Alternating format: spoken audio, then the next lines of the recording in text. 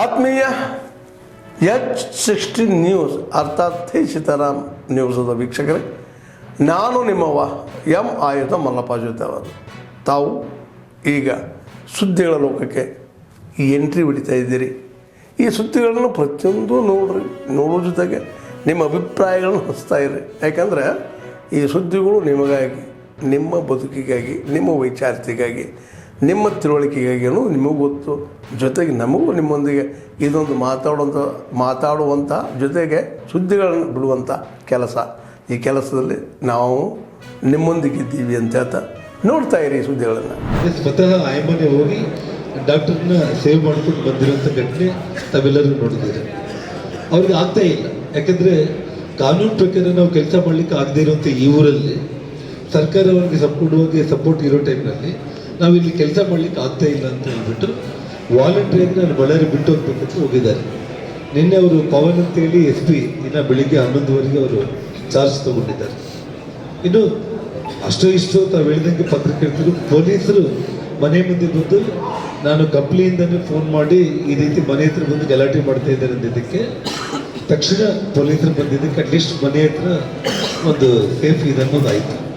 ಇಲ್ಲ ಅಂತಂದರೆ ಅವ್ರು ಏನು ಮಾಡಿದ್ದಾರೆ, ಮಧ್ಯಾಹ್ನ 2 ಗಂಟೆಗೆ ಬಹಳಷ್ಟು ವರ್ಷಗಳ ಹಿಂದಿನಿಂದನೂ ಕೂಡ ಬಂದಿರುವಂತಹ ನಮ್ಮ ಸಂಸ್ಕೃತಿ ಮತ್ತೆ ನಮ್ಮ ಜನಪದ ಕಲೆಯನ್ನ ನಾವು ವಿಚಾರ ಮಾಡಿಕೊಂಡಾಗ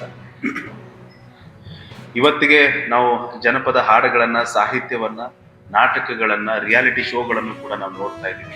ಬಹಳಷ್ಟು ಬದಲಾವಣೆಗಳಾಗಿದೆ. ಆದರೆ ಆ ಬದಲಾವಣೆ ಜನರ ಮೇಲೆ ಒಂದು ಒಳ್ಳೆಯ ಸಂಸ್ಕೃತಿಯನ್ನ ಕಲಿಸ್ಬೇಕೆ ಹೊರತಾಗಿ ಅದು ಕೆಡಕನ್ನು ಉಂಟು ಮಾಡಬಾರ್ದು. ಸದ್ಯದ ಪರಿಸ್ಥಿತಿಯಲ್ಲಿ ಚಿಕ್ಕ ಚಿಕ್ಕ ಮಕ್ಕಳನ್ನ ಹಿಡ್ಕೊಂಡು, ಹೆಣ್ಣು ಮಕ್ಕಳನ್ನ ಹಿಡ್ಕೊಂಡು ಒಂದು ಸಮಾಜದಲ್ಲಿ ಕಳಂಕವನ್ನ ತರುವ ರೀತಿಯಿಂದ ಸಾಹಿತ್ಯವನ್ನ ಬರೆದು ರೆಕಾರ್ಡಿಂಗ್ ಮಾಡಿ ಯೂಟ್ಯೂಬ್ನಲ್ಲಿ ಹರಿಬಿಡುವಂತಹ ಒಂದು ಪ್ರಯತ್ನ ನಡೀತಿದೆ. ಇದ್ರ ಜೊತೆಗೇನೆ ಏನು ಹಳ್ಳಿಗಳಲ್ಲಿ ಜಾತ್ರಾ ಮಹೋತ್ಸವಕ್ಕೆ ನಾಟಕಗಳನ್ನ ಆಯೋಜನೆ ಮಾಡ್ತಾ ಇದ್ರು.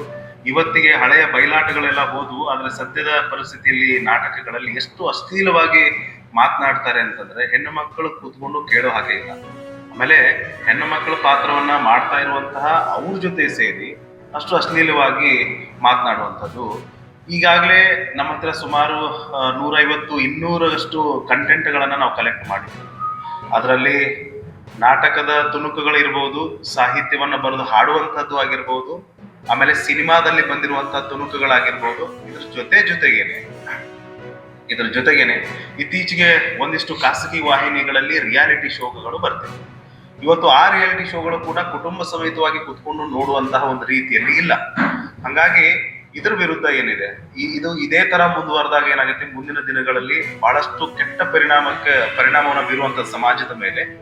ಆಮೇಲೆ ನಾವು ಕಲೆಕ್ಟ್ ಮಾಡಿರುವಂತಹ ಕಂಟೆಂಟಿನ ಆಧಾರದ ಮೇಲೆ ನಾವು ನಿಮಗೆ ಹೇಳಬೇಕು ಅಂತಂದ್ರೆ, ಅಪ್ರಾಪ್ತ ಬಾಲಕ ಮತ್ತು ಬಾಲಕಿಯರು, ಈಗ ನಾವೇನೋ ಒಂದು ರೀಸೆಂಟ್ ಆಗಿ ಒಂದು ಇನ್ಸಿಡೆಂಟ್ ನಡೀತು. ಸೊ ಅದರ ಪ್ರಕಾರವಾಗಿ ನಾವು ಮಾತಾಡ್ಬೇಕು ಅಂತಂದ್ರೆ ಕಾನೂನು ಇದೆ. ಫೋಕ್ಸೋ ಅನ್ನುವಂತ ಏನೊಂದು ಕಾಯ್ದೆಯನ್ನ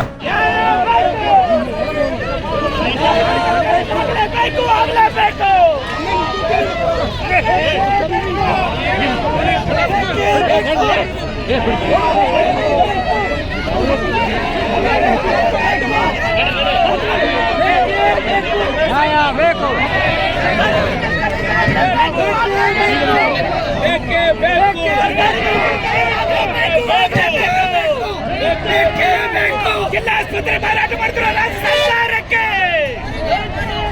ಜಿಲ್ಲಾಸ್ಪತ್ರೆ ಮಾರಾಟ ಮಾಡ್ತಿರೋ ರಾಜ್ಯ ಸರ್ಕಾರಕ್ಕೆ ಬೇಕೇ ಬೇಕು. ಅವರು ಬ್ಯಾರಿಕೇಡ್ ಹಾಕಿ ತಡಿಬೇಕಾಗಿತ್ತು. ಒಂದ್ ವೇಳೆ MB ಪಾಟೀಲ್ ಮನೆಗೆ ಹೋರಾಟ ಮಾಡಬೇಡ್ರಪ್ಪ ಅಂತಂದಾಗ ಬ್ಯಾರಿಕೇಡ್ ಹಾಕಿ ತಡಿಬೇಕಾಗಿತ್ತು.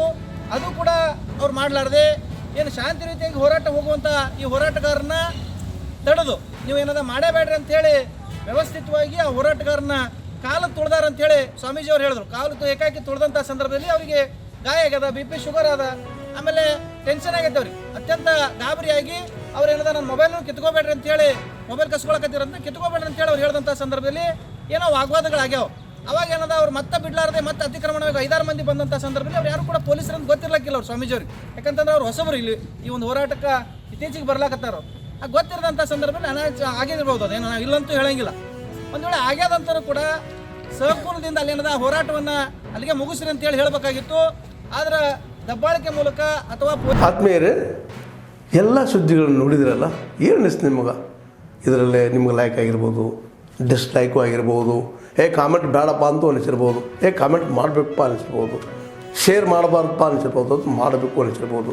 ಏನಾದರೂ ಆಗಲಿ ಶೇರ್ ಮಾಡ್ತಾಯಿರಿ, ಈ ನ್ಯೂಸ್ಗಳನ್ನ ಹಂಚ್ತಾಯಿರಿ, ಜೊತೆಗೆ ಇದಕ್ಕೆ ಸಬ್ಸ್ಕ್ರೈಬ್ ಆಗ್ತಾಯಿರಿ ಅಂತ ಹೇಳ್ತಾ H16 ನ್ಯೂಸ್ ಅರ್ಥಾತ್ ಹೇ ಸೀತಾರಾಮ್, ಇದು ಸತ್ಯದ ಕೈಗೆ ನಡಿ. ವಂದನೆಗಳು.